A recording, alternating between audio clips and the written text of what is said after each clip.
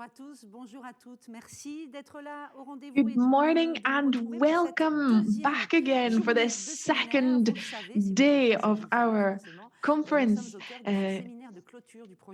This is, as you know, the final conference of the BCHT project, which brings together 4 biosphere reserves around common issues. We have 2 in England and 2 in the north of France.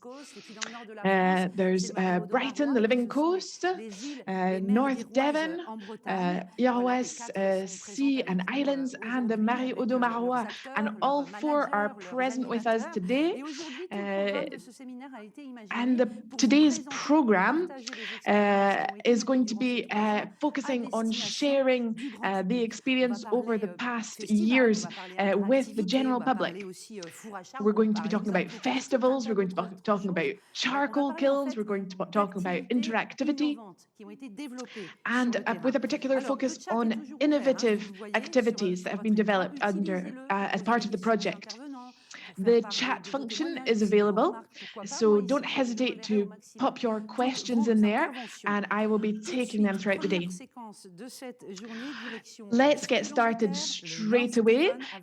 Our first presentation is going to be coming from England with Andy Bell.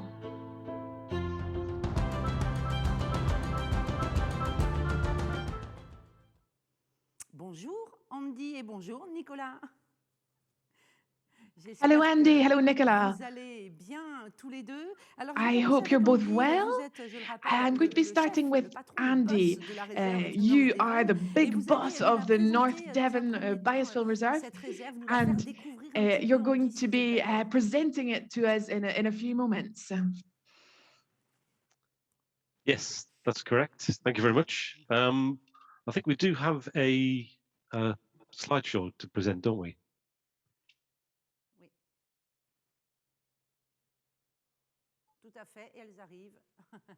Yes, they are on their way, those slides, yes. Superb. So, yeah, the introduction is just literally that, just to talk very quickly about the Biosphere Reserve here in North Devon. So it was one of the original sort of UNESCO sites in the early 70s, and then was modernized in 2002 in that periodic review, which many of our colleagues have just gone through, which is the 10-year review of the progress of the Biosphere Reserve that takes us up through to the modern way of working within biosphere reserves.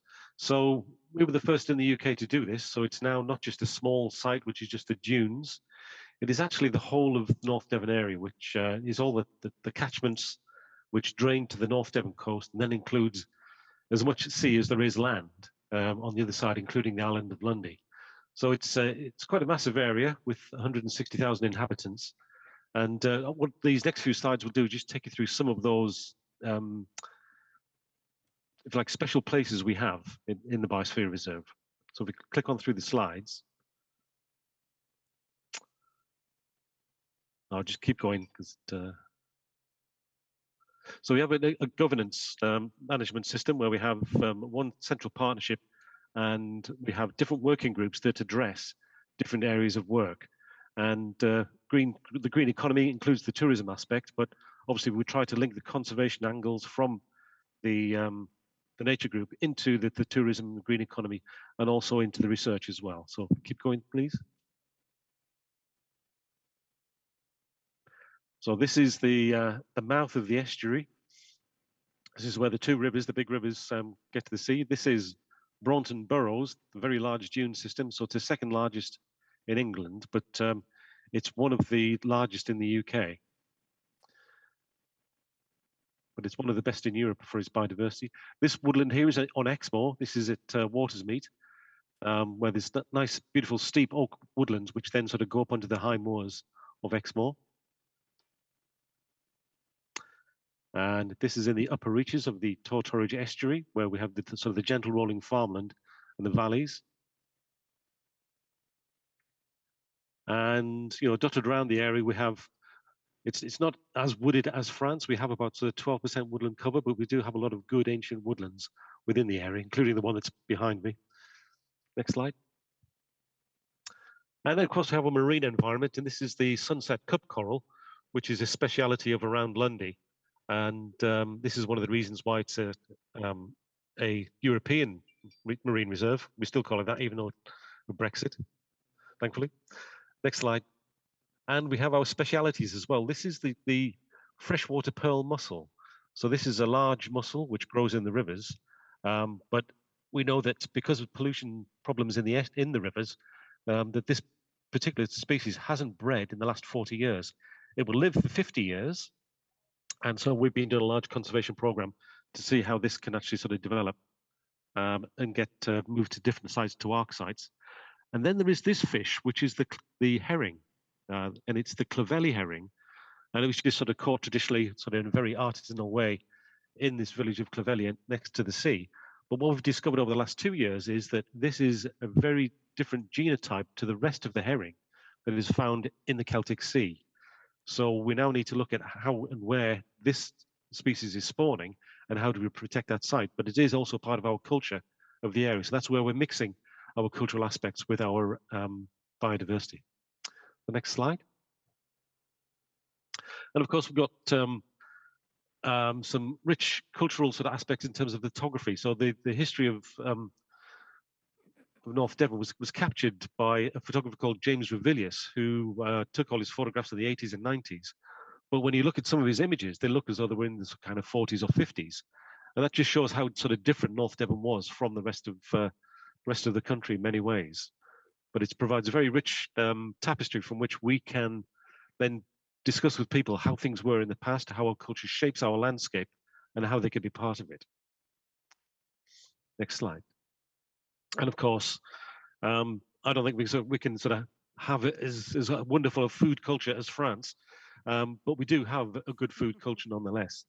And we like to think that we do have our local specialities as well. Next slide. And we have our festivals as well, which this is the Green Man Festival in a part of the town not far from where our office is here in Barnstaple. So I think that should be probably the last of those slides, which then sort of moves on to...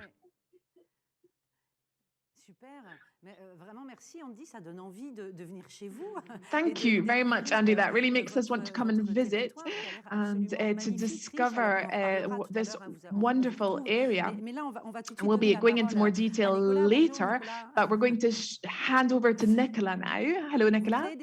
Hello. You organise events for the Bronton Countryside Centre. We've already heard a little about some of the activities. Can you tell us a little about the activities that have been organised over the past few years? Yes, sure. So I've got a slideshow here for you now. So the Bronton Countryside Centre is in the heart of the North Devon biosphere, and we're an information and interpretation centre, helping people to explore and discover the coast and countryside of Bronton. So over the last couple of years, we've been very busy with the Biocultural Heritage Tourism project. And we've developed lots of new tourism offers using the Countryside Centre as a hub to connect people with nature and our local culture. And as a result of that, we've organised over 80 events, which have attracted over 2,000 people. And we've had international, domestic and local tourists involved in our events, which has been fantastic. We've also developed our marketing offer and communications. And we've had lots more community engagement as well, locally, as well as with tourists visiting the area. As a result, we've really increased our social media presence. We're using platforms such as Eventbrite to efficiently manage our booking systems, for instance. From our social media, we've had a 130% increase in the people following us. And we have developed our mailing list as well, so we can really engage and let people know what's happening at the centre. Next slide, please. We've also had some students helping us as well, so we've been mentoring some local students from the local college. So they've been helping us with our social media, Also with lots of other different work, like helping to organise our events, for instance. And one of our students that was helping us, we've actually taken her on, she's just graduated. So we've actually taken her on and she's being paid now to help us with our events, which is just fantastic. We've also, as a result of the project, managed to attract match funding. So during COVID and during the lockdown, we were very busy and we developed a new website and we did a lot of work around search engine optimization so people could find our events and activities online a lot easier. We also had some additional funding as well to develop 3 experiential and immersive eco tours with local experts and wildlife guides. And these were based out of season activities. So for instance, we had a spring local food foraging guide and developed some experiences with him, and also bird watching as well. So it's very good for bird watching out of season in the winter season for overwintering birds in the North Devon biosphere. And now we're looking at new ways of how we can market these experiences through using things like Airbnb experiences. Next slide, please. As part of the project, we supported lots of local guides and experts to develop their business offer as well, so their sustainable tourism offer. So we worked with over 15 local small businesses and guides from issues such as helping them sort out their risk assessments and insurance, but also helping them to develop their offer using the Countryside Centre as a base where they could work from to take people out into local coast and countryside. We also developed lots of new and innovative ways of working. We are using Zoom now for our events online, and we're now delivering hybrid events, so people are coming to the centre but can also watch us online as well. For those of you who haven't heard of Komoot, we're using this app called Komoot, which is a GIS app which you can download to your smartphone, and you can use it for walking and cycling routes. So we've used it as a tool to develop 12 tours locally. So we've got different themed tours on there. So for instance, we've got one around local producers that sell food from the farm gates, and you can go on a cycle ride around the Braunton Marshes to find them. And we have other guided walks on there about where to find wildflowers and military history walks as well. So it's been a really great app that you can use. We've also developed lots of online interactive content as well. So we've got maps on there promoting our self-guided walks and cycling tours. And we also developed an interactive green map which promotes sustainable tourism behaviour around Braunton. So people can find things, for instance, like where to cycle parking, recycling facilities, where to charge your car, where to buy local produce, and shop selling eco items and services. Next slide, please.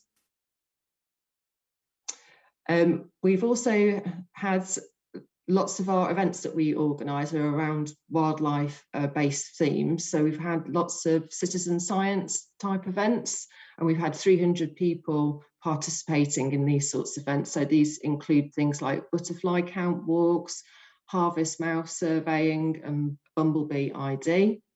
And we also wanted to make sure that we had equal access to our events. So many of our events are low cost or free via donation. So we wanted to make sure we engage as many people as possible in our local environment. So we were very keen to promote diversity and equal access to nature. And something that we're very proud of is, as a result of the project, is we've had a lot more local community engagement, and something that a part of the new environmental projects that are happening locally, one of which, as a result of some events that we put on at the centre, sort of showcasing what beavers can do to help the local environment and to help alleviate flooding. We now have a local group who are working towards introducing beavers on the Cane catchment. So we're really proud of that achievement. Next slide, please. So now I'll just cover some of our events that we've been doing locally. So the man in the photo there, he's called Dave Jenkins, and he's a local marine and mammal expert. So we teamed up with him to take small groups of wildlife watchers out on Mort Point. And it's a very important habitat for species such as the Atlantic grey seal, and other wildlife such as birds of prey and seabirds can be seen there. So as well as finding out lots of information about these species and the importance of the habitat locally, Dave also is very enthusiastic, but also helps people to view wildlife from a safe distance and to minimise disturbance. Next slide, please.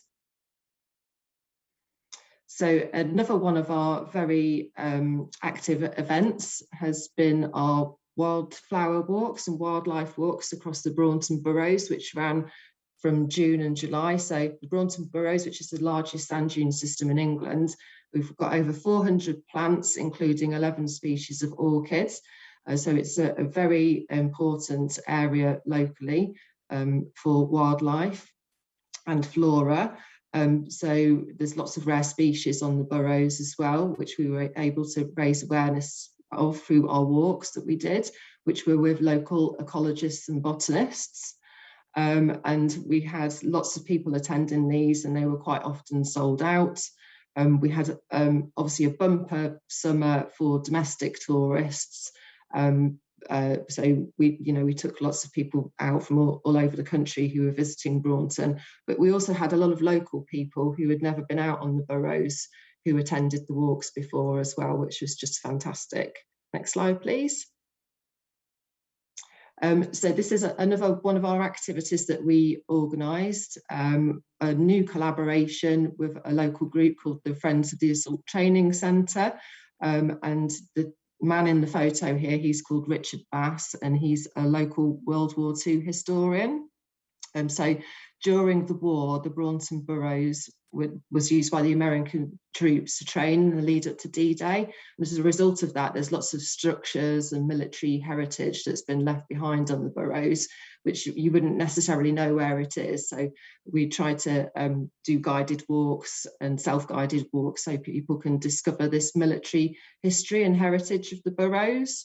And Richard is a very engaging guide, and he tells all sorts of stories about the soldiers and what happened to them in the Allied invasion of Normandy. So we have the French connection there, and he himself worked as a local military historian guide out in France for many years as well. And as a result of doing these activities, the Friends of the Assault Training Centre have had a lot more interest in their group as well, and their group work to restore and uncover the military heritage of the Braunton Burrows. Next slide, please. And here you can see an example of one of our commute maps and guided walks that we developed. So this is developed, sorry?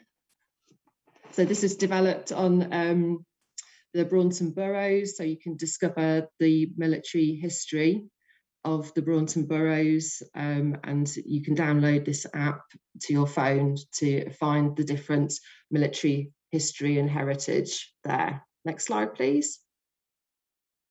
So for the future, we really wanted to say a big thank you to Andy Bell and Adeline and everybody at the North Devon Biosphere team, because this little bit of resource and extra funding that we've had for the Countryside Centre has really made a big sort of impact and raised our profile, and helped us to develop all sorts of different events and offers.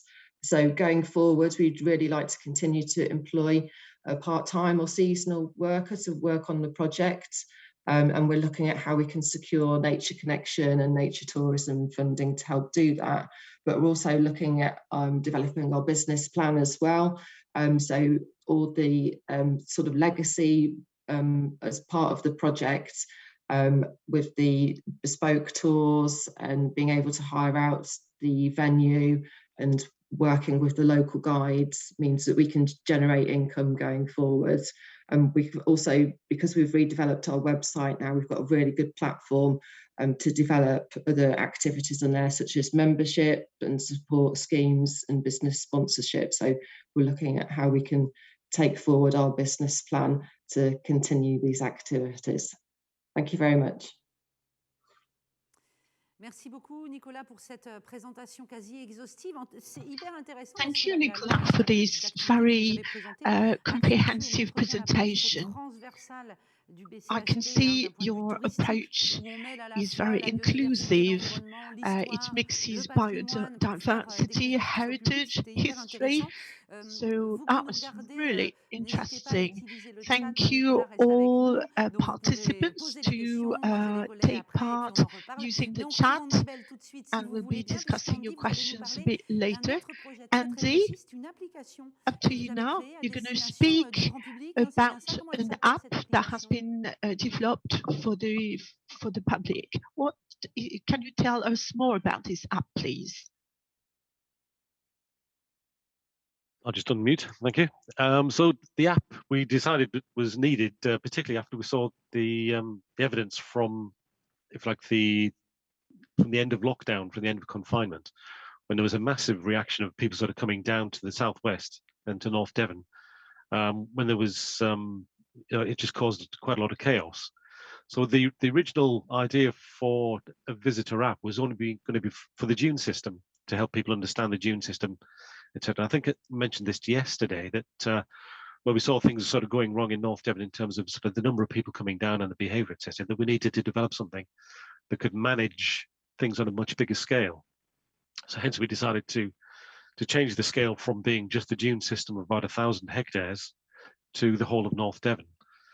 So we've researched on how we could do that. What are the things that we needed to have in there, the information that was needed to make things happen. So I think when you click through the images there, you can see that this is what the end of lockdown was like in North Devon, where I think the slides are animated, so there should be another picture.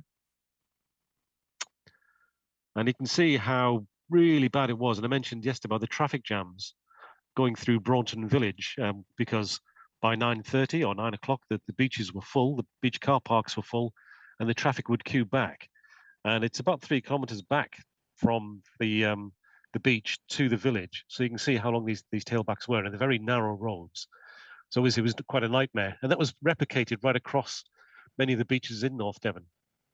And so what we need to do is try and find the way to manage that. So the app, we can go to the next slide. It's more than just the website that we've created, because what we put into our website was the interactive map that we originated. That was the original sort of concept, which uses the story maps from Esri. So where we can you can click on there and you can find out different areas. And it's a kind of interesting sort of taster, but it's quite low key and it's very static. So what we need to do is something that was a bit more dynamic and something that gives people more up-to-date information. So if we go on to the next slide. The app is there and it's just being developed now. It's called a progressive web app. So instead of being just an app that you would automatically just download from iTunes or from Play Store, or whatever, to go onto your phone, which is one sort of fixed product. And once you've made it, that's it. You have to keep updating it. And the updates are quite expensive. Then you have to get all tested. So progressive web app is essentially a website, but it gets presented as an app. And then you can build in the data and you can sort of move around that data and you can update it quite easy. And you can bring in different data feeds. So the sort of things we're looking at is, what is the instant data that's needed to make sure that people can make their decisions as they come down. They can plan before they come down, but when they get here, there may be sort of circumstances that change. That mean that they need to change what they're doing. So it could be the weather, for example. So we will sort of tie into a meteorological radar, which will tell us when rain is coming, because it rains quite a lot in North Devon, even in the summer. So people may want to avoid the rain, might want to go out in the rain. That's good. A lot of people come down for surfing, so we can have all the surf predictions. We've got a wave buoy out in the middle of the bay. We can measure the height and the period of the waves, so people can then sort of see if the wave is going to be good at certain beaches, or or if it's going to be bad, they can sort of decide, well, I'm not going to go to the beach today because it's all messed up in terms of surfing. Or it could be some of the river gauges as well to avoid flooding, but it could also sort of be other things like car parking within the towns, because we know that, or even at some of the beaches, because we know that they've got meters in there, so we can see how many cars are actually in the car parks. And then that can be sort of fed back to that, saying, this car park's full, you need to go find somewhere else. So again, it stops those little sort of traffic jams down those narrow roads that can happen quite often. And then we're trying to tie that into, again, sort of saying, well, if it's too busy at the beach, why don't you go inland and do this? And that's where it ties into the BCHT activities that we've been developing. So, you know, it could say, well, it's raining, so why not take shelter in the woodland and do this? And then we'd sort of point to one of our sort of businesses that are running a woodland tourism project, or it might be one that's doing something today, possibly with some of the rivers, perhaps, or something to do with some of the farming. So it all links back to those landscapes inside and sort of back inland that I showed in the first part of this session. And so that is just under development now. It took quite a lot to procure it, quite a complicated process, partly because of the size of the contract. But the idea is that once we've got that kind of app developed, that progressive web app developed, it can again be replicated and used elsewhere. And so we're quite keen to test it and see how other people will sort of use it and view it. And then with it being a progressive web app, we should be able to then update the whole sort of thing quite frequently and respond to those different needs. We don't want to duplicate things like the accommodation sites, like at Visit North Devon, for example. So it will link to those. And there is a town centre app that's been sort of developed to help sort of people with the shops and things in town. And we want to link it to that, but not actually sort of then sort of replicate it. And likewise, that town centre app will also link to the progressive web app. So it's a beautiful and complex thing, but we are quite sure that it'll be good for the visitors. And what we've seen, the nearest thing is on a World Heritage Site in Cornwall. It's called the Tin Coast, and that's kind of got some sort of good promise behind it of how it works. It's similar. It doesn't have so much of the meteorological input that we have, or even some of the traffic data, etc., that we're expecting. But I think the downside of that other one is that you can't plan your visit using that app. It only responds when you're there, so you can't see all that sort of other information or suggested ideas until you actually are in there. And what we're expecting with our app is that we can link that to people's personas. So we developed the personas through the part one of the work package one. And so we can link and sort of get people's interests and ideas, and then that will be more responsive and intuitive to what they need as well through the app. So full of promises, and I'm sure it will deliver, and it will deliver by December. But we can always continue with the development further after that. Okay. Merci Andy, j'ai quelques questions à vous poser, puis il y en aura par le chat également. Thank you, Andy. I have a few questions for you. There are also questions coming through the chat. So what you are planning to include, don't you think that might be too attractive and there might be even more people coming in? I'd be surprised if the app had sort of that strong an impact to sort of pull even more tourists in. I think what we can do is just make sure it reaches the people that sort of redirect them around. We've always said with BCHT, it's not going to be a massive audience, but sort of if we reach 20% of the visitors coming in and change their behaviour, that would be significant. And that's why we can work well with the existing marketing enterprises and the destination management bodies to make sure we do that management, rather than actually sort of make sure it's an extra attraction, which then sort of causes even more problems and headaches. I think the trick is in the marketing. Oui, ça serait mieux. Thank you. That would be good, better indeed. Do you think this app? When do you think this app will be available? It's going to be taken right to the wire, as we say. So it will be December when it's launched. We'll probably have a sort of few beta tests, testing small scale beforehand, but main launch in December. Oui, comme vous disiez, c'est vrai que c'est un développement forcément as you très said, dur. Il y a une it's a question very sur le chat de complex Philly qui vous development demande process. There's a finalement, question une fois que Philip l'application is existera, asking, comment vous allez la well, promouvoir auprès de la how will you population? Il va falloir promote faire de la the app publicité finalement. towards the public and the tourists and the locals? How will you communicate? That's a good question, Phoebe. We are developing a marketing plan to go with the app that's developed alongside it. So that will then sort of say how we can get out to the different audiences. But you're quite right, it should be as much for locals as it is for tourists. So again, we'll push it out through the Visit North Devon sites, but we hope we can work with the district councils, etc., with the development of their Discover app, so we can actually then collectively market between the two. But again, sort of through our website, through social media, etc., we can promote it, and hopefully, we need to sort of pay for the long-term costs of this, because it has an ongoing management cost every year. So we'll be looking at ways we can tie into advertising, etc., that'll bring the revenue. Et puis, avant de terminer cette séquence, j'ai une question subsidiaire pour vous. Andy, je reviens en arrière quand vous nous avez présenté votre territoire, let me la get réserve back Bios a Devon. bit. Vous avez parlé When de you were spécialité culinaire, presenting your territory, can you just mention one specialty, one food specialty of your area, please? One food specialty? Well, there's the famous Devon cream tea. So it's the scone with the jam and the cream. And there's always the big debate between Cornwall and Devon as to in which order you put the jam and the cream on. In Devon, it is typical to put the cream on first, like a huge sort of piece of butter, and then the jam on top. In Cornwall, they do it the other way around for some reason. Nobody can really know. I don't come from Devon nor Cornwall. I'm from the northeast of England, but that is one of the traditionalities. But there's another thing called parsnip cakes, and they're a traditional sort of Devon thing. But again, the sort of thing, because of all the orchards, etc., we have Devon apple cake, which is it'll be in all the shops now because we have all the apples that are being harvested. So it's that's quite a nice one. Okay.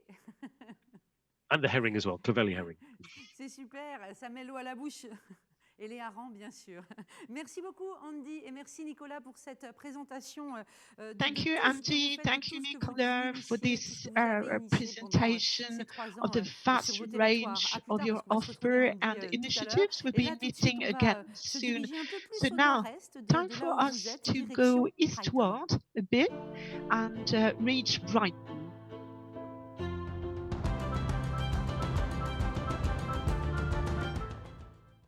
Bonjour, Lynn Trapano, on vous retrouve. Vous étiez déjà avec Hello, nous Lynn. hier, You were with us yesterday. We're delighted to see you again today.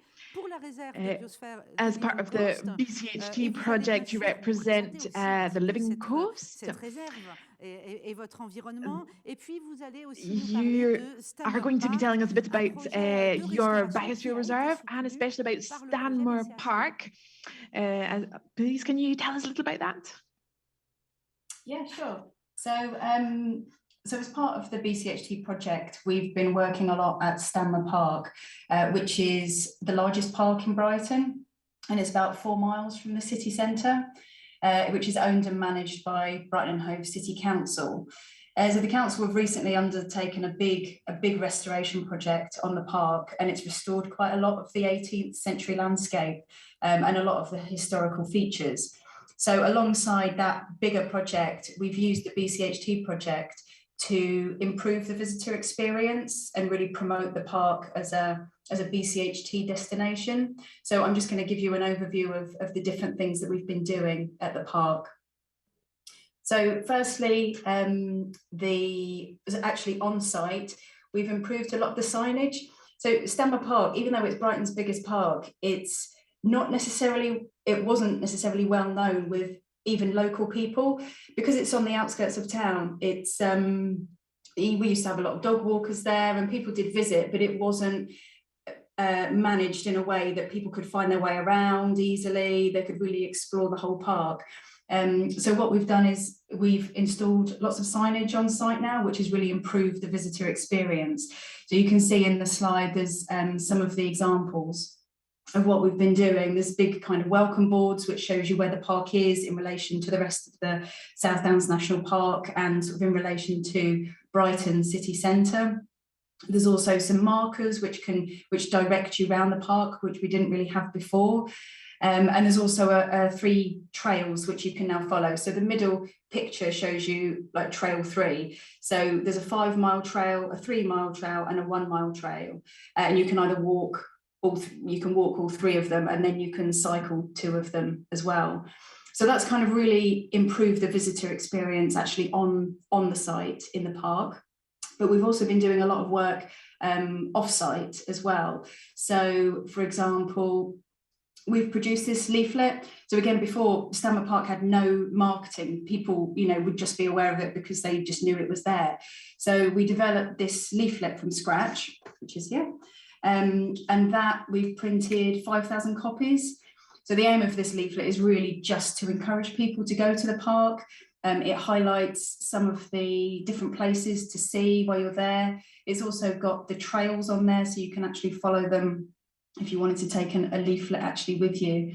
And all of this leaflet will be available from all the different points around Brighton and Hove in the visitor information points. So anywhere where there's leaflet racks in accommodation or attractions, it will be stocked there, as well as in Lewes, which is a town which is only a few miles away from Brighton, which receives a lot of visitors as well. There is also a digital copy on the Living Coast website. Something else which we've done is we've developed a very short film just promoting the park, which will be, we've got it on our Living Coast website, but we'll also encourage anyone else who's got any link with Stanmer Park to use it as well. And it's also on the Brighton and Hove City Council website. So I'll just show you this film now so you can see.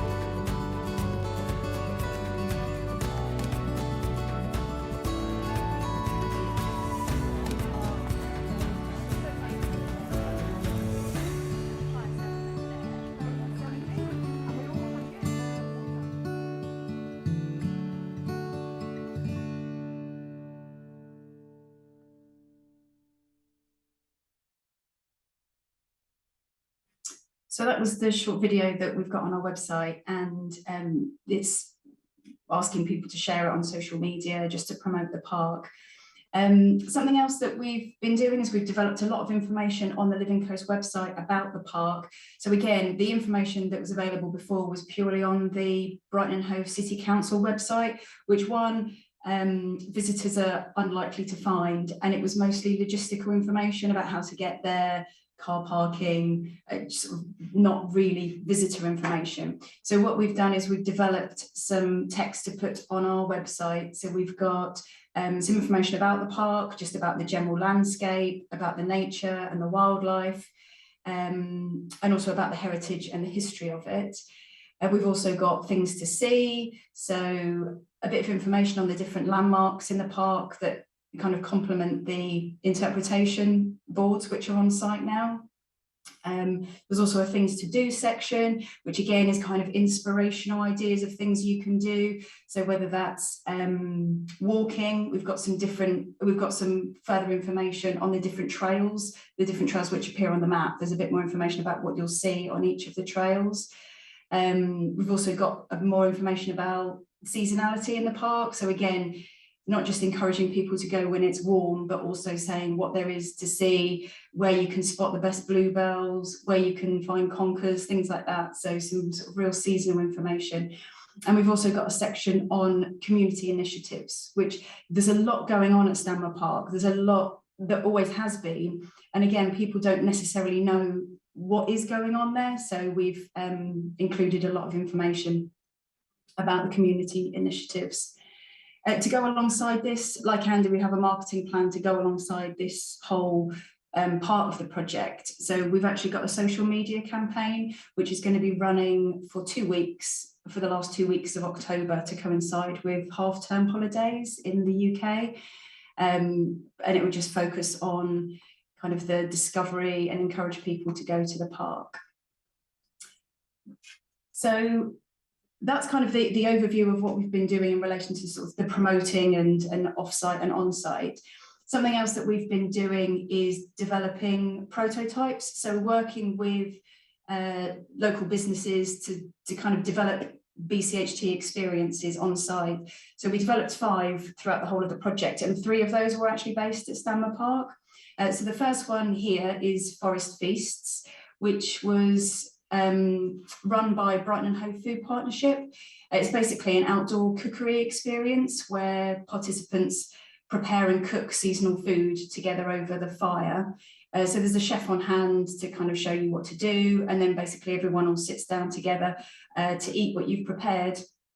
And then at some point you do go off and you go on a little foraging walk as well, just to kind of learn about the plants and the flowers which are on site at the park.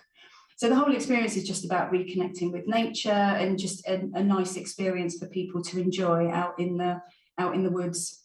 So we tested this back in June. It went really well, and the Brighton Hove Food Partnership, who run it, have run a few events which are exactly the same but for the general public, which are going really, really well. The next prototype that we tried was with Alistair Duncan. And this was a workshop called Breathing Through the Feet, which is ultimately a day out in the woods, connecting with nature and learning techniques of shifting your awareness and ways of thinking. So, and lunch is also provided as well around the fire. So again, feedback was really, really positive of this. We tested it back in July. Alistair will be running these workshops for the general public soon, which we had to cancel one because of a festival happening, but he will be doing it in the future. And then the final prototype that we tested was with Lisa Marie from the Physic Garden, which is part of Stanmer Organics on site. She actually appeared her and Alistair both appeared in the video. So we worked with Lisa Marie in developing an introduction to herbal medicine practices, which is a 2-hour workshop.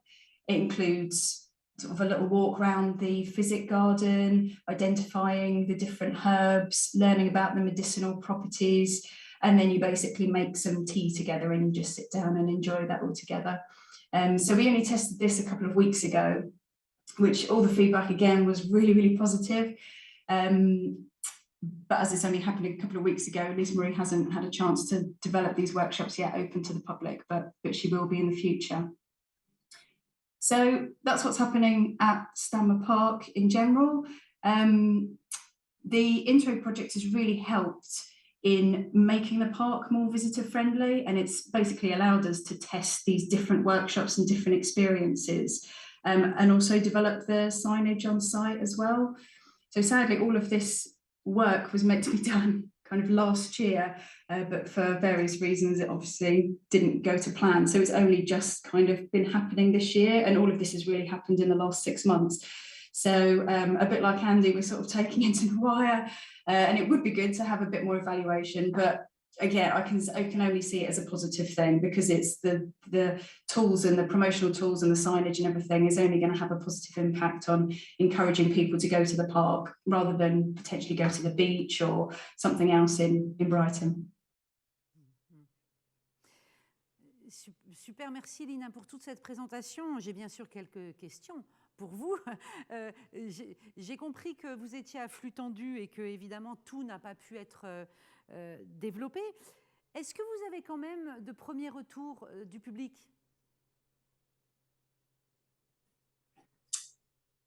Sorry, I'm not hearing any translation. Oui, il y a un problème de traduction. Can you hear me now? Moi, j'avais la traduction anglaise dans mon oreille. Donc, si les traductrices peuvent refaire. Can you hear me? Yes. Okay. So, have you had any feedback yet on this offer for from the public, from the general public? Because it's all happened very, very recently, we haven't had a chance to collect feedback. We have a company which is taking all of the evaluation on board, so doing a survey of visitors, speaking to businesses that are involved, but all of this is happening at the moment because all of the tools have only been put in place very recently. So we will have feedback by the end of the project, but unfortunately we don't have any feedback just yet. Qu'est-ce qu'on fait cuire sur le feu de bois dont vous nous avez parlé? What you cook on the fire? What was the food? It was, we made a chickpea stew. It was all vegetarian food. So we had a chickpea stew, we had salsa verde, we had grilled vegetables. And then for dessert, I think we had like an apple crumble type thing. It was all very good, very good. On a vu dans toutes les activités, tout ce que vous mettiez en avant dans les propositions qui sont faites all your proposals, the range of your offer. There's a wide range of activities that can attract a variety of people. Do you have priorities? Who's your target? Children, families, schools? There's a lot of things that happen, and the park is huge. It's about 480 hectares, I think. So it is a huge park, and there's lots of different initiatives that go on for different types of people. So, for example, the workshop that the Food Partnership ran wasn't really for kids. It was more for couples or friends, but aimed at adults. But then there's a lot that goes on for children. So there is forest schools that run there.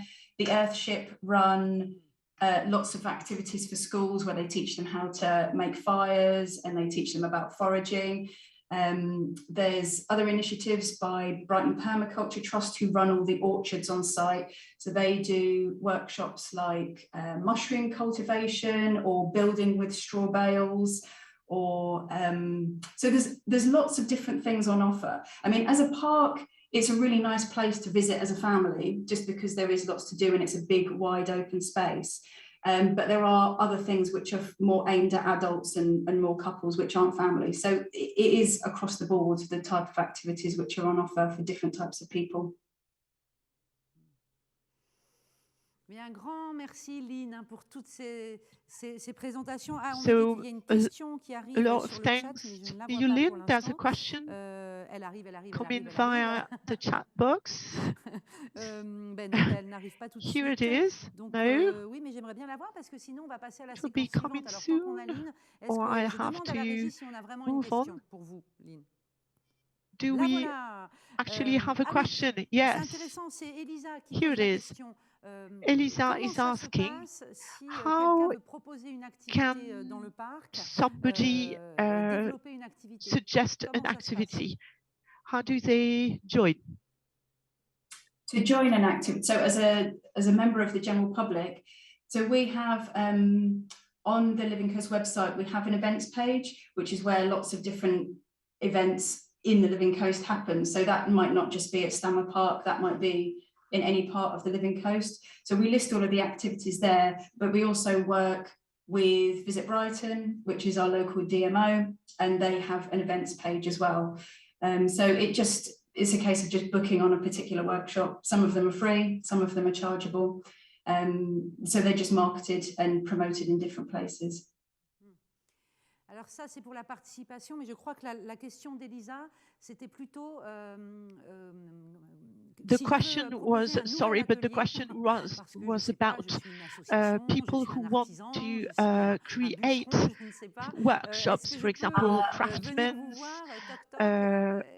lumberjacks. How can I just knock at your door and start doing something with you?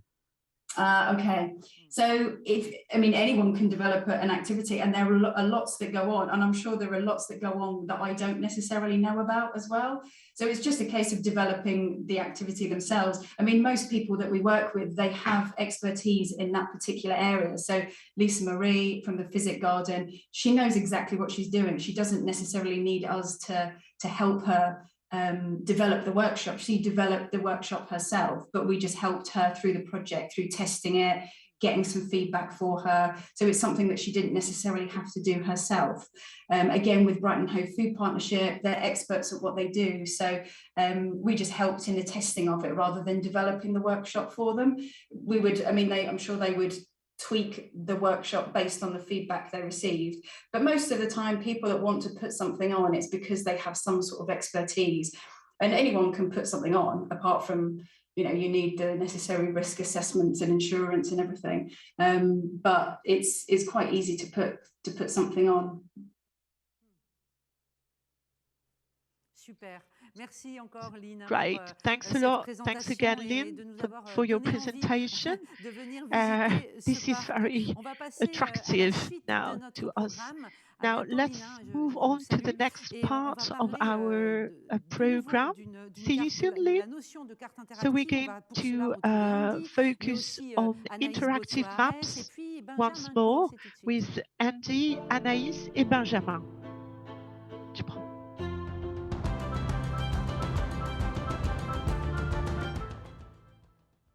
J'ai dit une bêtise, il n'y a pas du tout Anaïs en plateau avec moi, mais non, ça c'était hier, et c'est Benjamin. I'm afraid I was mistaken. I thought Anaïs would be here with me, but I'm mistaken. But we've got Benjamin, who's with us. You work for the Marais Audomarois, and we'll be speaking to you in a few moments, but I'm going to start with Andy in North Devon. In terms of the interactive map, we're going to be seeing an example with Benjamin. You talked a little about what you've been developing. The original idea, maybe we can emphasize this, was that each biosphere reserve would have a tool for the general public to help them to get to know the reserve. Is that right? Micro. Andy, il faut allumer votre micro. Andy, you're on mute, I'm afraid. I know. Yeah. And you missed some great words as well. It's unfortunate. So each biosphere reserve, working through the work packages of the program, we had everything from the master planning or the schema, which would sort of then say where we can sort of set up new businesses or activities and move them to. Then work package 2 about the interactive map is about how to communicate that and get people sort of moving to those places. And so each reserve, because they have different communication strategies within their organizations and different tools, we couldn't come up with a single one approach that would be right for everybody, because it just wouldn't be right for everybody because of the different needs and that different structures or infrastructure that they have within their organizations. So we came up with the kind of general format of what it would be like and what would be needed, and some have taken it and gone beyond that and done some great things, like we'll see from Audomarois in a second. And for others, again, we just did a very sort of simple story map using, again, an off-the-shelf product from Esri, which is the people that make Info, ArcGIS, and this is an online tool where you can just sort of quite simply map and put these activities on, so people can then sort of click on and see it's a story map, and you see these images. But it's all supposed to be like that evolution and reflection from where were the opportunities, where are the pressures, and then we sort of pick out those ideas, put those on the map, and again, it's mapping in there the business partners or the eco-actors and how their enterprises are in sort of part of it. So it's all part of the marketing tool that have been developed with this kind of logic chain of where the pressures, where the opportunities, what are the kind of businesses, how do we promote it from there?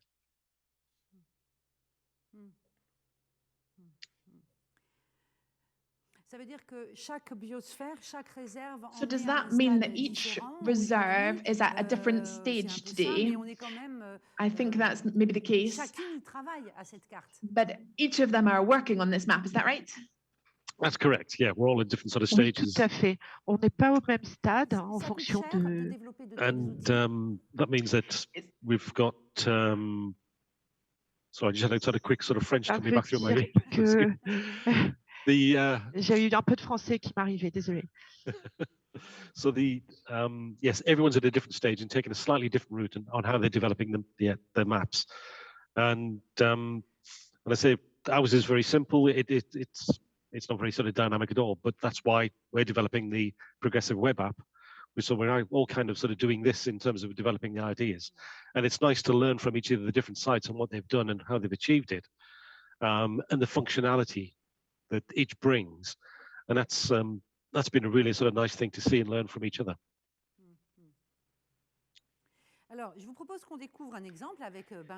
So let's now discover an example with Benjamin, and then we'll be able to take some questions later. Participants can put their questions in the chat. So Benjamin, you're going to be presenting the map that's been designed as a work in progress, I believe, for the Marais de Marois. Over to you to guide us through this map. Alors déjà, merci Andy pour cette introduction. Thank you, Andy, for your introduction. Donc, hello, everybody. Bienvenue dans la carte Welcome to our interactive map for the Marais de Marois. So this is an initial glimpse of the map. Avec son zonage. Et également so sur this la is gauche de l'écran, un petit texte on the descriptif left, you can see a cette small interactive du Marais descriptive au text qui vous mène describing un peu the plus bas Marais de vers Marois. un lien qui redirige vers la plateforme It has a link du pays de Saint-Omer, that takes qui est la you plateforme donc, sur laquelle on va to the retrouver platform la carte interactive. for the Marais de Marois, Donc, where you'll find the map vous voyez itself. ensuite en haut de votre écran At the top of your screen, you can see 5 tabs that you can use to navigate across the map. And there are different tabs here that I'll present one by one. Let's start with the zones. So, like all biosphere reserves, there are 3 zones. There's the central area where our protective issues are. Then there's the buffer area, and then finally the cooperation area, where the questions of education with the general public arise. So the most important tab for visitors, we remember that this is a general public map, is the different categories. So we have heritage and culture, sports and leisure, we have accommodation. We're going to take the example of heritage and culture here. So one of the key points that we'll find here is called the Maison de la Bataille de la Peine. It's a visitor center that focuses on a historic battle. You've got a description on the left. And this, in this description, there is also a photo of the center. And then further down, there's a fuller description of this visitor center and what can be seen there. Then there are 2 tabs that are very important for visitors, contact and visit. In the contact tab, you'll find all the necessary information to find out about this site and to get there. For example, the phone number, opening times, etc., the price, and how to get there as well, including information about public transport. Then in the visit tab, you will find out information about the duration of the visit, the languages available, information in terms of accessibility for disabled visitors. And finally, the fourth tab for each of the sites is in the roundabout area. So it offers, for example, from a given site, it tells you what other sites are nearby and could also be visited. For example, here there's a link to the boat builders site. Here you can download the itinerary. Here is an example. This was developed through the BCHT project. So this gives you all the information about the proposed itinerary, a presentation of each of the sites, contact information. So you can download it, you can print it. And it's a good way of discovering all the different sites within the Biosphere Reserve. So it's a way of promoting particularly relevant sites. There are sites that are well known and that people will naturally go to, for example, our boat builders. And this is a way of associating additional sites. Another aspect that's highlighted is eco-players. We discussed this in depth yesterday. So these are ambassadors of our site. And so we decided to present them all the tourism sites that are already available in terms of heritage, natural sites, accommodations. So you can find all that in the eco-players tab. That's already available today and will be updated over the coming years, because of course the network will expand. The final tab is for walking. It's divided into different categories, so it can be by the water's edge, in the countryside. I'll give you one example, which is at the edge of the marsh.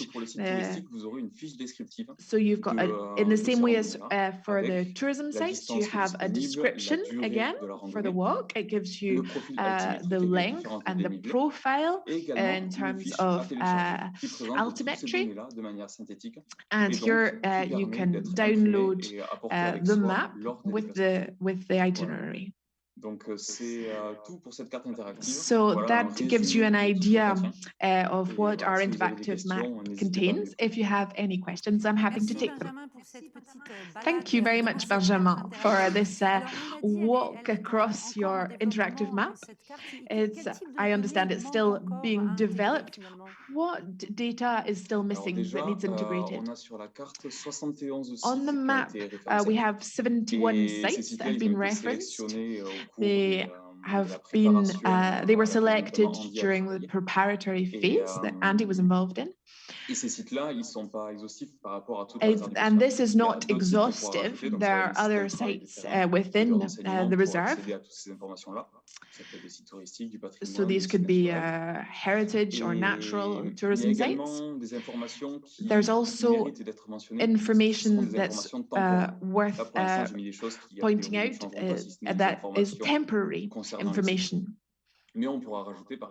So we could, for example, add sensitive natural sites that during the nesting season, for example, should be avoided. So using the map, we could encourage visitors to avoid nesting sites at specific times of the year. So there's a link with the master planning that was mentioned yesterday in terms of pressures. Yes, that links in with everything that we've been saying about applications, very advanced applications that can guide visitors. A question from the chat: how much does it cost in terms of money, but also time to develop this? Creating the tool cost €50,000. It represents 6 months' work,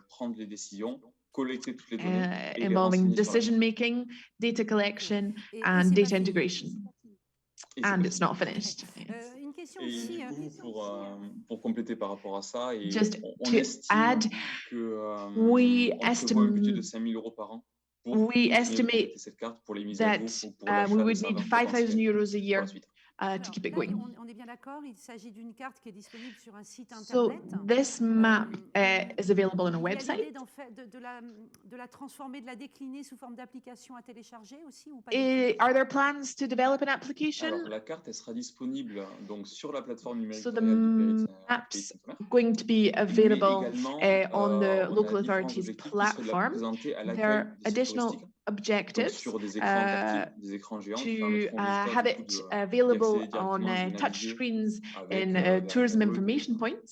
l'accueil de ces sites touristiques qui pourraient les aiguiller un petit peu et leur donner des So that renseignements. would help Mais visitors to obtain également, on information when they souhaiterait arrive. la présenter sur And we would les sites also internet des like sites to touristiques present it mentionnés dans la on carte, the pour websites permettre un petit peu de faire le of lien each of the entre les deux. tourism sites Par contre, il n'y a that pas are d'application véritablement plus didactique qui referenced sera in the développée. map.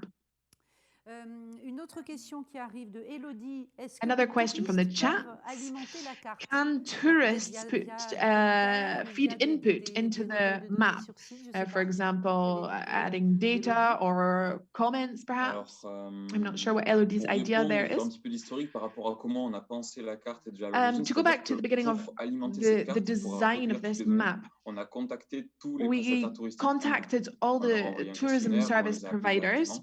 Et donc, sending du them coup, a ils nous ont donné toutes les survey, informations qui étaient and nécessaires. they C'était quelque chose provided qui all the était extrêmement long. information we required. So that was a Et, very long mais process. par contre, pour l'avenir, on But va in the travailler future, en lien avec l'Office we're de tourisme du going to Pays be de Saint-Omer, working qui, elle, with a également the un gros Saint-Omer recueil de Tourist données. Office, Et donc, et ce qu'ils font who eux, do c'est que ce sont les a prestataires major touristiques data eux-mêmes qui, collection en grande partie, effort. alimentent cette carte. Et c'est eux qui mettent à jour les And informations, that information qui is going font to be des liens, des fed into propositions. the map. Et donc, notre but à terme, So c'est our de long-term collaborer avec eux, objective de is to communiquer avec collaborate l'Office de with tourisme them pour recueillir les informations, in notamment order via to directement obtain the les data acteurs de cette directly from the On a tourism beaucoup parlé businesses. d'expérience utilisateur depuis ce We matin, talked a lot about toute l'activité, mais user l'expérience utilisateur, ça experiences concerne aussi this morning, le web. but Comment that also comment on aime concerns naviguer, web comment on aime experiences. être How do we guidé like to sur un site, navigate sur un outil comme on a celui-ci? Je me website dis, or a la tool like question du this? design, de l'ergonomie est The primordiale. question Est-ce que vous of avez été accompagné sur cette design question-là? and is important. Who did you work with for that? Alors du coup, on a travaillé avec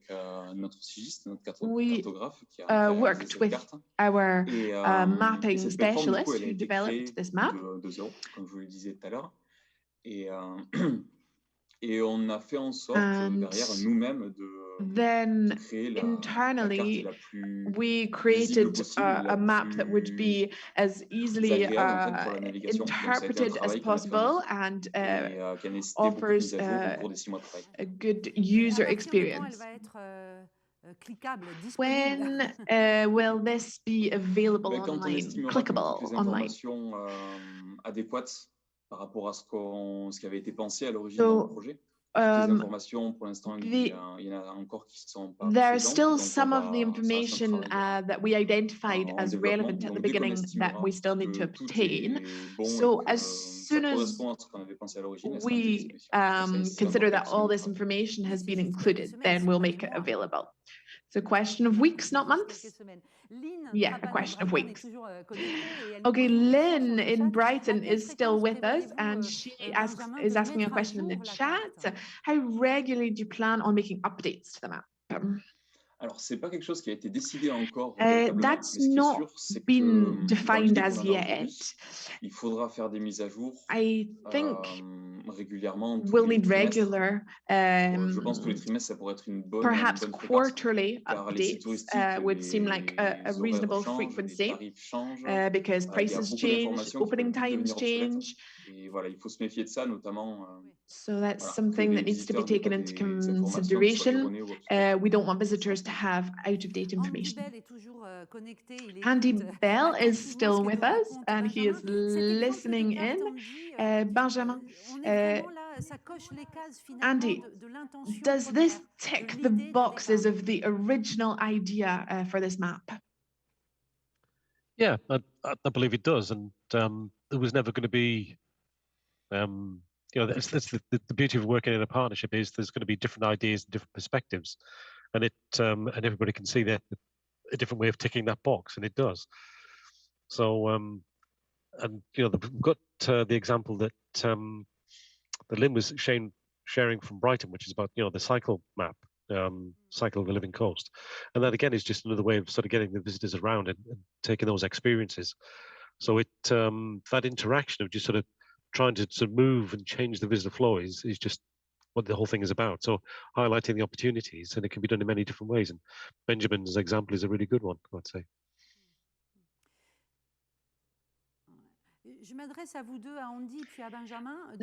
To both of you, Andy and Benjamin, over this 3-year project and the development of this digital tool, have there been a lot of discussions between the different biosphere reserves to share your experience and your approach?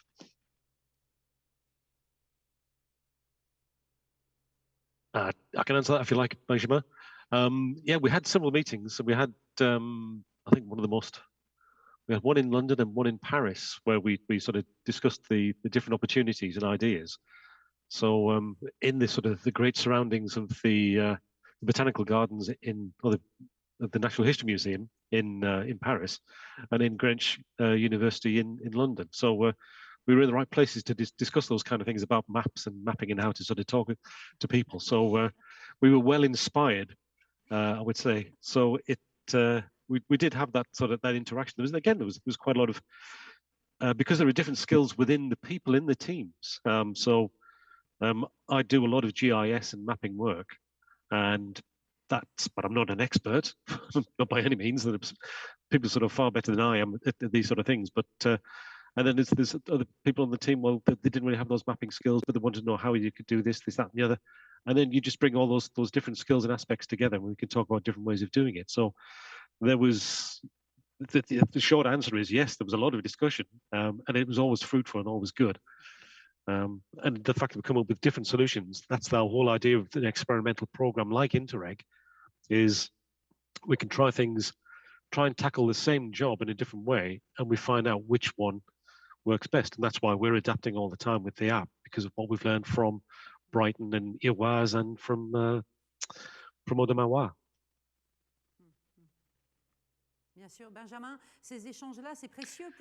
Yes, thank you. I assume these discussions are very important. Yes, of course, it's indispensable to have discussions like that. And it's based on these discussions that we were able to create consistent tools. So during these meetings, I discovered these meetings through reports. I wasn't able to attend at that point, but it was very interesting to read about the discussions that had been held. And in the idea of sharing experiences, if we kind of get into the recipe of this, what was complicated? What is still complicated developing tools like that? Where are the stumbling blocks? I think data collection is initially an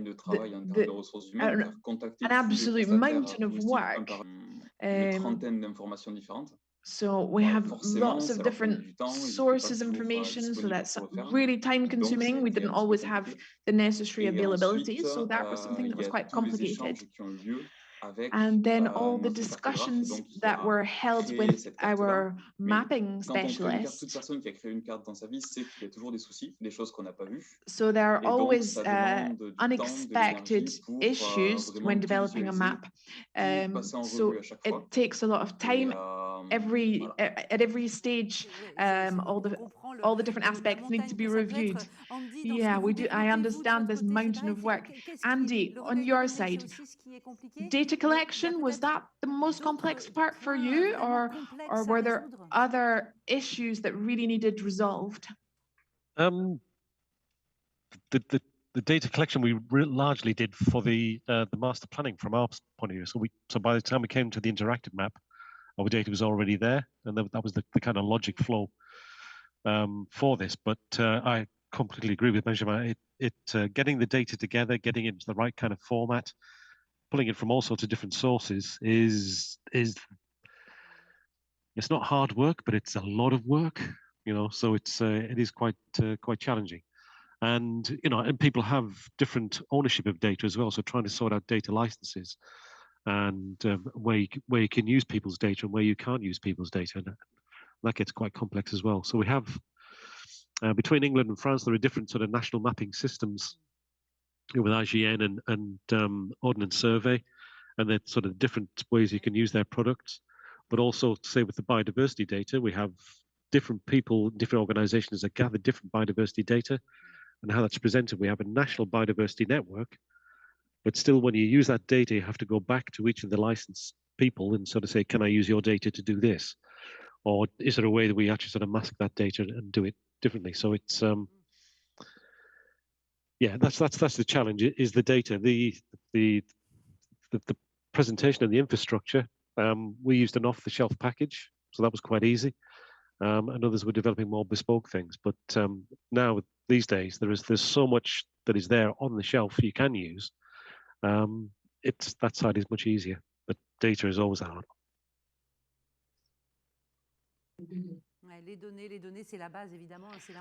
Yes, data is really the baseline, isn't it? Thank you very much to both of you for all your explanations. It's really interesting, a huge amount of work, so well done. Benjamin you'll be speaking to us again at the end of the day. Stay with me, we're going to be talking money and financial participation.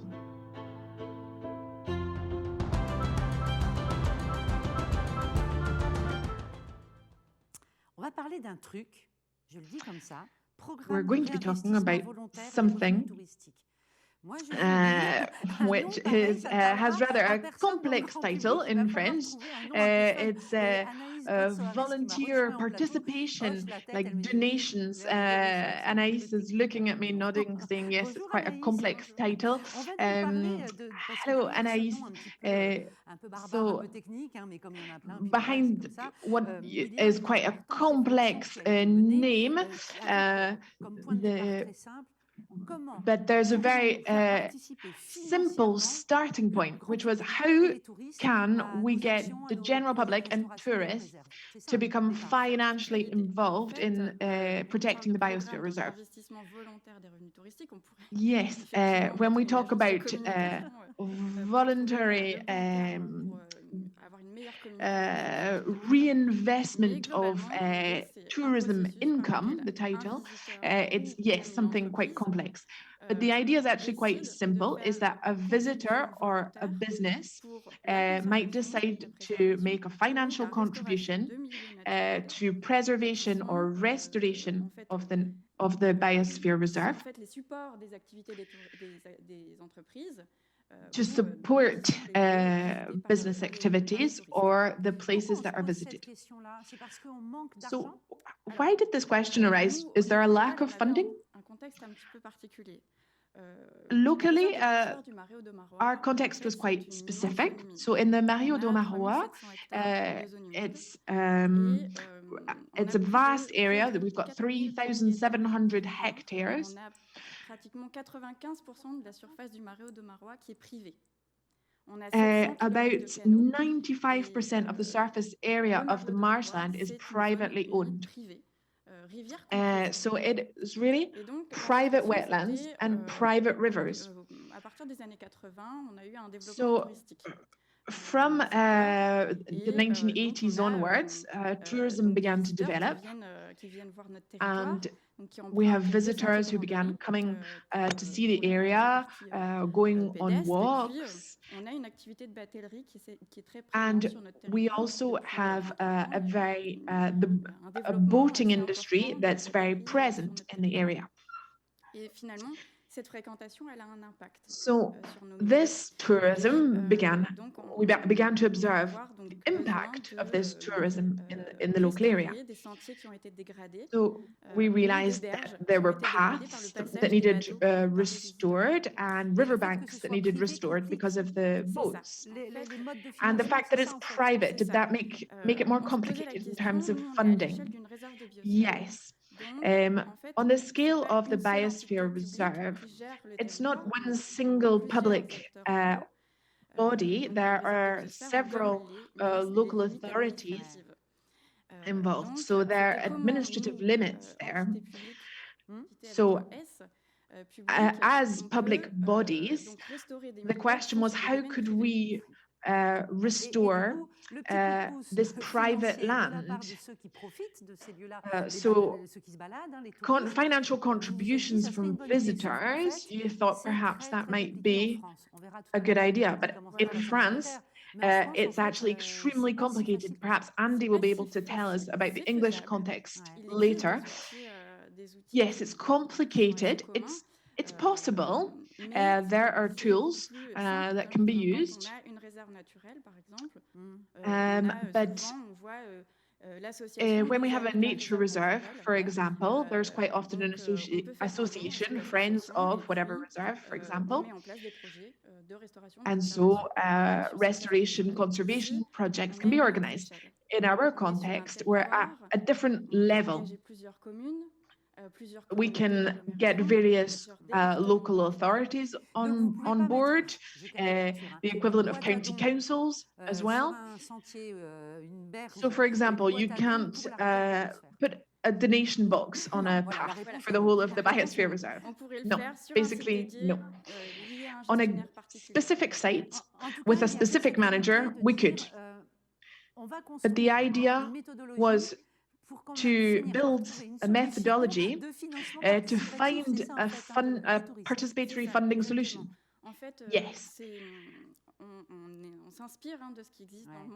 We've drawn inspiration from what exists worldwide. There are lots of examples internationally. And that's where the limits of our project lie, is that we'd like to transfer these experiences, but we're limited by the French framework, the legal framework. But we would like to be able to disseminate this, but it's going to probably be nationally.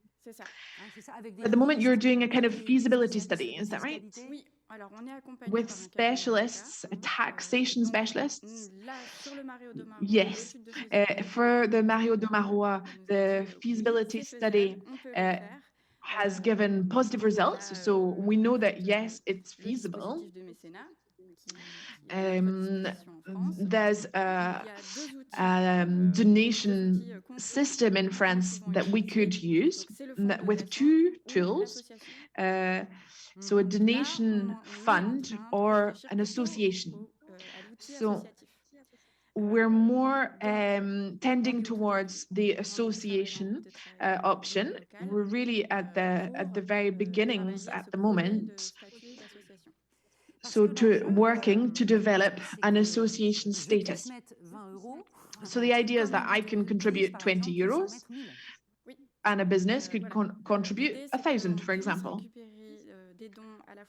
The idea was that we can receive donations from visitors. For example, a visitor buys one boat ticket, so they can decide to round the sum up, for example. That's something that's becoming common practice.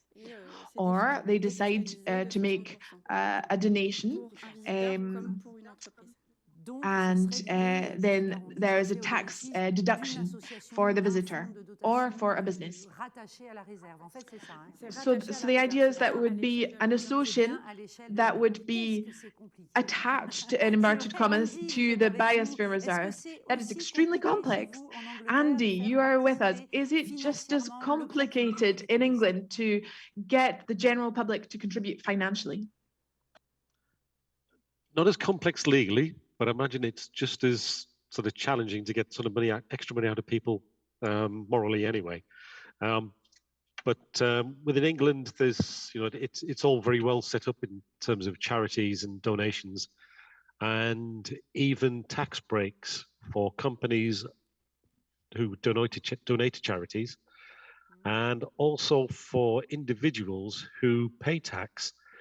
If they give to charity, then some of their tax can actually be claimed on top as well. So tax they've already paid can be then sort of drawn down and put it back into the charity. So there's quite a few sort of things that really do help the way of sort of gifting to charitable organizations to help with these sort of things. And it has to be through a charity. That tends to be the way that it works best and most efficiently. So we have a charity that we actually set up, oh gosh, this is 15 years ago now, which was set up specifically to be a receiving body for visitor gifting. But the mechanisms of doing the visitor gifting were always very sort of challenging and too hard, which is why we wanted to put it in this program to see if we could invest time and effort in there to try and sort it out. And, you know, I'm grateful to the report that was done by Ian Merrill, who I think is in the audience today, when he was working with the University of Exeter, because they researched a lot of the different practices going on around different parts of the country and abroad to see how it might work here. So where we've taken it now is that in North Devon, the businesses are quite keen to participate in it in different ways. And we do have a bit of history with a couple of organizations that would sort of, as a tourist was making a booking for accommodation, they would say, do you know about our scheme to support biodiversity in North Devon? And we do this, this, this. And so we trained their booking agents to give the information and say, if you'd like to make a donation of £5 at the point of booking. That was the easiest mechanism because they were sort of saying, yes, okay, I'll give an extra £5, £10 or whatever. And that went into the company, and the company then gave us the money at the end of the year. And we agreed with the company then what the project was, because they would be a stakeholder in the whole process. And it wasn't purely about give us the money and we'll do what we like. We wanted to make sure we involved those people who were involved in getting the money into the area to make sure it was reinvested in a thing that they thought would actually do benefits. So it's that was one of the mechanisms. And again, there's other sort of, in the research, there is another kind of optimum time to capture is sort of when people have that, wow, this is great moment. And it's just after that, you can say, that was so great, was it? Would you like to give an extra bit of money to do this, to preserve it, to keep it longer, or to help in this particular way? And that is another time where you take that. But at the same time, I feel that is it's about you're giving somebody the wow, why do you want to spoil it by saying, oh, give us some more money, please? It does not give that pure experience, I think. So maybe that's just me being too soft. But I would like to think that you know, we can use these different sort of tools and mechanisms to make it work. But it's much easier in England than it is in France. Just, you said 15 years ago, you set up a charity to collect donations. So first of all, does it work? Do you get a lot of money? And do you keep the donators informed of what you've done with this money? Yep, like I said, we set up the charity about 15 years ago. And at that time, it was these little sort of small collection boxes and people putting money in at the different participating businesses. And that scheme just didn't work because it cost more money to collect the donation than we actually got in the donation. So it was just a failure. So we just used the charity to work in other sort of mechanisms, like sort of grants from government, etc., to deliver things. But we have that relationship with some of the businesses where they've used that booking mechanism to help us. So from one organisation, we were getting about sort of between £3,000 and £5,000 every year, and for our effort, all it was just to train their people on 1 hour session, and then we get the check or the donation at the end of the year. So that was quite effective and very efficient. But working with our Biosphere business partners now, they're saying yes, they want to see the different mechanisms, and they each have different ways of doing it. And some of it would say it's at the point of sale when they're making the booking or they're doing the activity, and others are saying, well, what they might do is just add it into the bill anyway, and then the company will make the donation. So it's not a free gift from the person, but it's just the company has lifted the price a little bit, and then we'll be giving the money at the end of the year. So there's a trust mechanism going through there. But we feel that if people themselves are donating, then they feel more involved and being part of it and owning it. And I think that's what the difference is. It's not just another tax. It's something that they've wanted to give because they felt it was valuable and important and enhanced their experience. C'est un engagement. Anaïs, comme le disait Andy, il faut convaincre. Thank you. Yeah, Anaïs, as Andy was saying, we need to convince businesses and individuals to become involved. Yes, targeted communication is important. As Andy was saying, it's easier to feel involved in a project when we give money, but we want to know why we're giving and what's the money going to be used for. So participating to donating to restoration projects in general is a bit vague. So when we organize a project, we communicate specifically about the given project to gain donations. There's a notion of responsibility as well. We come to visit a sensitive natural environment. Our visit has an impact. Well, there is this idea of having a responsibility towards this place. So the idea is to encourage people to contribute to improving and to protecting this area. So there's the idea as well of an improvement of the general environment that should be considered. Yeah, we realize that there's really a major communication factor here, and communication is expensive and time consuming. Yeah, yes, and it's essential. It's something that really needs to be prioritized in a program like this. Yes, Andy, you agree with this idea. Communicating is really vital in this approach. Excuse me. Yeah, I couldn't agree more. If you don't tell anybody about it, how are they going to give any money to it? And they need to know what you've done, how good it's been, how effective it's. It needs all those good stories told in a way that people can understand and make them feel, yep, that's good. I want to be part of that, and be willing to be a financial donor. So we are doing a communications and marketing plan now, again, sort of part of the work package, which will help us sort of move that forward. So again, it all links to the social media and the different communications to make sure we get the messages right and the different mechanisms and out to different people. But it's the story, last year you gave us this and we did this with it, and the benefit was bang. One example, back to that organization that gave us between 3,000 and 5,000 a year. One year we took that money and we applied to the lottery fund in the UK. So their 5,000, it became 50,000, which meant that we could sort of do the restoration of part of an old canal and do some interpretation there and some more access work, which meant that just from that one business, we could say, you delivered all of this because of that. So it's a good story of those sort of things that need to be told. And it's something that was relevant to the tourism industry, very much. Ça serait... Bien sûr, c'est un outil de valorisation des acteurs, évidemment. Si on met en yes, indeed, that promotes the stakeholders' involvement. Anaïs, yes, we would like to reach that level. We're really at the beginning at the moment. We're also considering the potential governance of this association, and then how would we work together to identify the right projects. So perhaps the association might have different groups within it. So a group of local authorities, for example, also a group of associations and a group of local councillors that might have a decision-making capacity for projects. For those who are watching the live stream, pop your questions, any questions you may have for Anaïs and Andy in the chat there, because after that will be lunch and it'll be too late. So Anaïs, I have a question for you.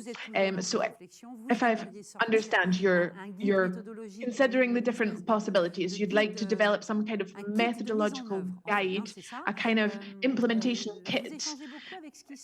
Do you discuss with other reserves in France? C'est assez inédit sur les réserves de biosphère. Yes, actually, it's fairly unprecedented in France. The idea is that we're really going to develop this kit for the French context with information on the legal and fiscal context. Are there other reserves in France that are interested? Yes, there are some that are interested, but basically they're going to follow our lead. They're waiting for our results. And in England, Andy, from one reserve to another, I imagine you've had a lot of discussions, shared positive experience about funding. Yes, definitely. And because this kind of visitor gifting has been around for a long time in the UK, and the framework has been there very easily for many years, there are other places where there are lots of good experience that we've been able to pick up from. So things like Lake District National Park, Peak District National Park, etc. They've done some really good schemes, and it takes a lot of time and a lot of investment to build them up to a kind of scale where they really have sort of some massive impact. But it's good to learn from them. So I imagine that, yes, we could sort of, as well as just kind of transferring the ideas between different biosphere reserves in the UK, there could be the opportunity as has been developed in France is, well, if there's a national scheme where all the biosphere reserves could participate in the same one. Our original ideas in the Interreg program were that, you know, with unity across the channel, could we have a fund that was partly sort of taken from that visitor gifting that worked across the 4 sites, and then collectively we would agree, you know, with stakeholders if we should invest a bit more money in Iwaz or in Oudemawa or Brighton or North Devon, so that 80% of the money was locally, but then 20% was then allocated to a site internationally agreed between the 4 biosphere reserves, and that would have been a really sort of nice thing to achieve. Okay. Thank you, Andy. A question for both of you, or either of you. Sabine, who's going to be with us later today, is asking, what is the perception of politicians of the financial commitment of visitors? Anaïs, it's not yet in place, but you've been working with politicians. They're aware of this. Yes, it's a political subject. That's unquestionable. Locally with us, what's been very important is to not take tax. We're not taking the money from taxes. It's really a participatory, voluntary scheme. So we're trying to avoid the whole issue of taxes. So you could get to the point of implementing a tax.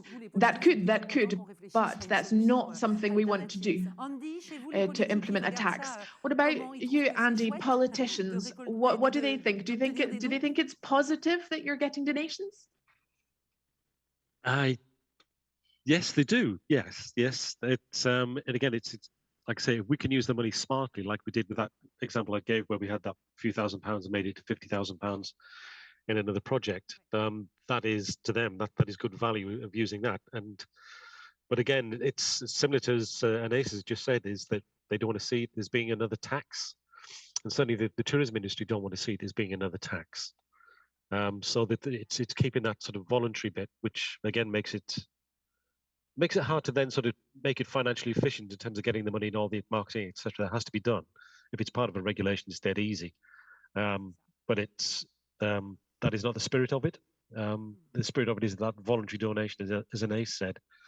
You know, we're also sort of trying to bridge there between one tourism sector and, say, the agricultural sector, because in many of these sort of big rural areas, that it's the farmers that are actually owning and managing the land, and they're providing the landscape, but are they getting any benefit from it? And the tourism industry feels that it shouldn't be contributing towards that because that's government's job, isn't it? So on one hand, they're saying it's a government job, but they're not getting the money down from the taxes or the business rates that they pay. They should be sort of doing that distribution from a national level. But at the same time, you know, they don't want to pay taxes. so it is quite a complex argument there when you get into those ideas of who pays and who benefits from the natural assets or the natural capital or the landscape or biodiversity, is that it needs to be there to be maintained. And if it's being managed by farmers, we should be helping them to go that beyond what they need to do, beyond what their statutory required to do. But if we can take them that bit further, then you know the other sectors that benefit from it could help. That's tourism.